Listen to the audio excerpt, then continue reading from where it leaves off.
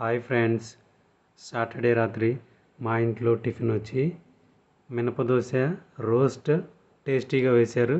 అలాగే ఎండుమిర్చి చట్నీ చేశారు.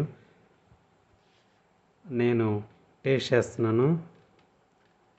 చాలా రోస్ట్గా చూస్తుంటేనే క్రిస్పీగా చాలా తినాలనిపిస్తుంది. సో నేను టేస్ట్ చాలా చాలా చాలా బాగుందండి. ఎట్లయినా ఇంట్లో ఫుడ్డే హెల్తీగాను టేస్టీగా ఉంటుంది. సో మీరు కూడా ఇలా మంచి ఫుడ్ చేసుకొని ఇంట్లోనే చేసుకొని తినండి, హెల్తీగా ఉండండి.